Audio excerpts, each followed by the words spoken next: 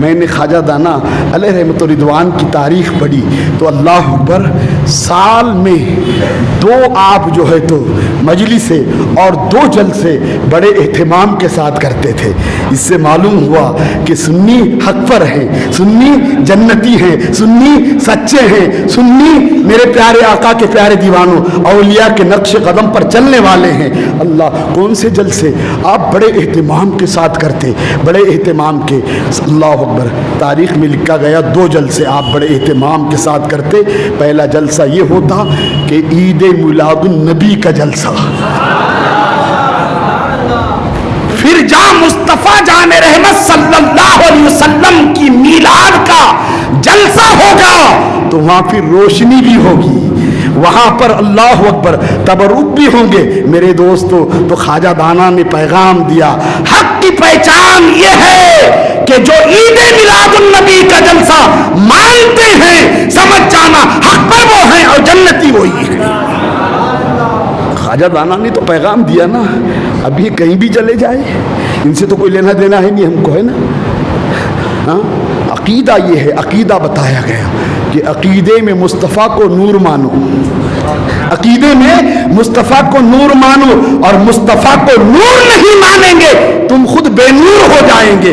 اس لیے قرآن میں اللہ نے کہا قد جاکم من اللہ نور و کتاب مبین، تحقیق کہ تمہارے جانب اللہ عز و جل کی جانب سے نور اور روشن کتاب آئی۔ تو علماء نے، ہمارے سنیوں نے، مصطفیٰ کے غلاموں نے، مصطفیٰ کے عاشقوں نے اور جنتیوں نے یہ کہا نور سے مراد مصطفیٰ جان رحمت ہے۔ یہ عقیدہ ہے، چادر کا چڑھانا یہ عقیدت ہے۔ علم غیب کے بارے میں یہ اعتراض کرتے ہیں، رب نے کہا وما هو علی الغیب بدنین، میرا نبی غیب بتانے میں بخیل نہیں ہے، ہم حاضر مانتے ہیں، یہ عقیدہ ہے ہمارا، حاضر ناظر ہے۔ اور رب نے کہا یا ایھا النبی انا ارسلناک شاہدا ومبشرا ونذیرا، اے غیب کی خبر بتانے والے نبی، ہم نے آپ کو حاضر ناظر بنا کر بھیجا۔ اور کیسے میرے دوستو، کیسے حاضر ہیں آپ؟ 21ویں پارے کی آیات پڑھو، یہ ہمارا عقیدہ ایمان ہے۔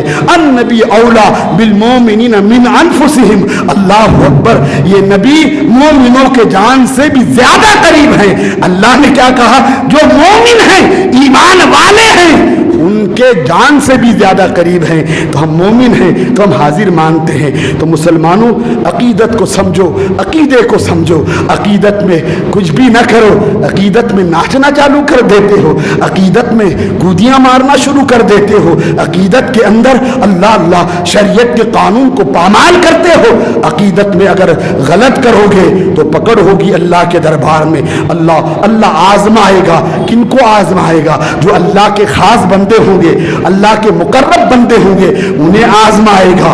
اللہ کیسے آزمائے گا؟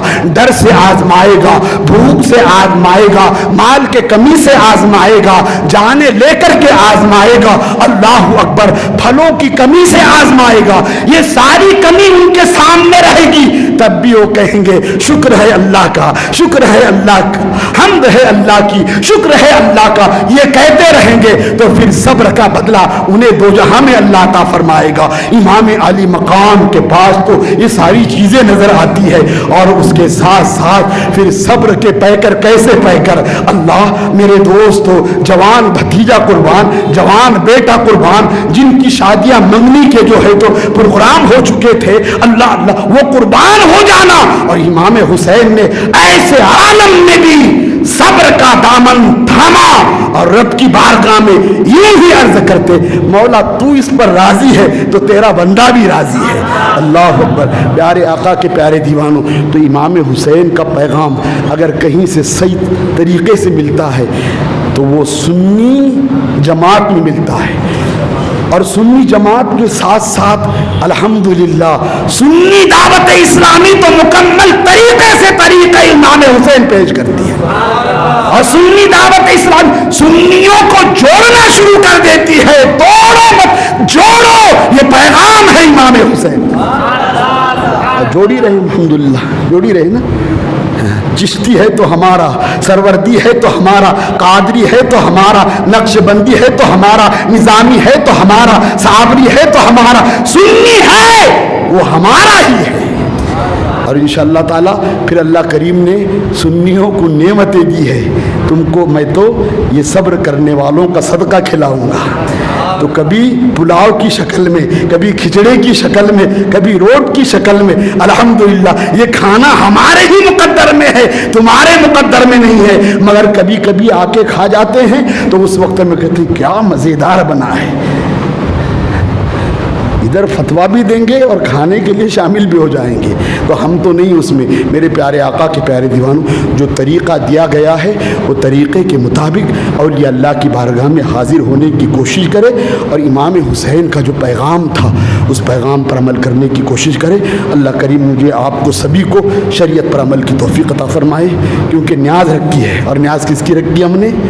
الحمدللہ. میں ہمارے حاجی مقصود صاحب محترم کے پاس گیا، میں نے کہا کہ امام حسین کی نیاز رکھی گئی ہے اور خواجہ سید جمال الدین دانا نقشبندی رحمۃ اللہ تعالیٰ علیہ کی نیاز رکھی گئی ہے. الحمدللہ بڑے خوشی کے ساتھ انہوں نے بھی اظہار کرتے ہوئے کہا کہ بہت اچھی بات ہے، یہ میری طرف سے تحفہ. میں نے کہا اتنا تحفہ دینا ہے آپ کو؟ کہ بالکل 1 روپیہ بھی کم نہیں کیا. اللہ اکبر. جن کے صدقے میں سب کچھ ملا ہے اس میں کوئی کم کرے گا؟ نہیں کرے گا.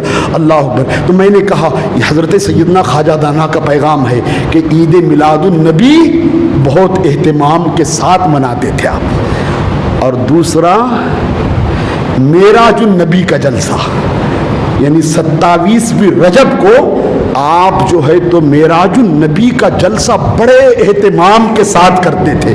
مشائخ علماء اور سب کو بلا کر کے مصطفیٰ کی معراج سنا کرتے تھے کہ مصطفیٰ حرم سے کیسے گئے، بیت المقدس کیسے گئے، پہلے آسمان پر کیسے، دوسرے پر کیسے، تیسرے پر کیسے. اور ایک معراج میں اللہ کے رسول صلی اللہ علیہ وسلم نے 10 مرتبہ اپنے پروردگار عالم کا دیدار کیا ہے.